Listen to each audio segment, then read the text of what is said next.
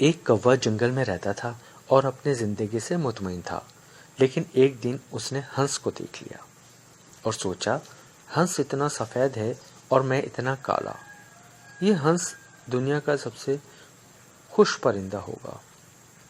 کوے نے اپنے خیالات ہنس کو بتائے۔ ہنس نے کہا، اصل میں مجھے لگتا ہے میں سب سے زیادہ خوش رہنے والا پرندہ ہوں۔ تب تک میں نے طوطے کو نہیں دیکھا تھا۔ طوطے کے پاس 2 مختلف رنگ ہیں، اب میں سوچتا ہوں کہ طوطا سب سے زیادہ خوش ہوگا۔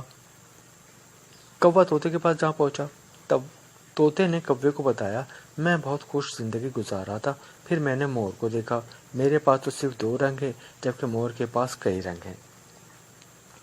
کوا مور سے ملنے چڑیا گھر جا پہنچا۔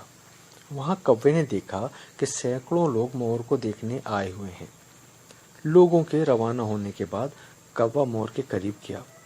کوے نے کہا، پیارے مور، تم بہت خوبصورت ہو، تمہیں دیکھنے روزانہ ہزاروں افراد آتے ہیں، مجھے لگتا ہے تم دنیا کے سب سے خوش رہنے والے پرندے ہو۔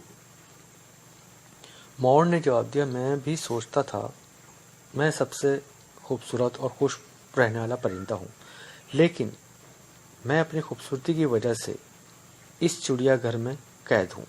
میں نے چڑیا گھر پر کافی غور کیا اور مجھے اندازہ ہوا کہ صرف کوا وہ واحد پرندہ ہے جو چڑیا گھر کے کسی پنجرے میں قید نہیں۔ پچھلے کچھ دنوں سے مجھے لگتا ہے کہ اگر میں کوا ہوتا تو آزاد ہوتا۔ ہم انسانوں کو بھی یہی مسئلہ ہے، ہم دوسروں سے موازنہ کر کے اپنی خوشیاں برباد کر لیتے ہیں۔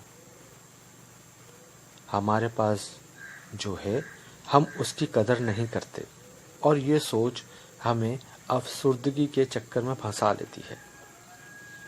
جو آپ کے پاس ہے اس کی قدر کریں، موازنے کو خیر بات کہیں، یہ مایوسی کی جڑ ہے۔ خود بھی خوش رہیں اور دوسروں میں بھی خوشیاں بانٹیں۔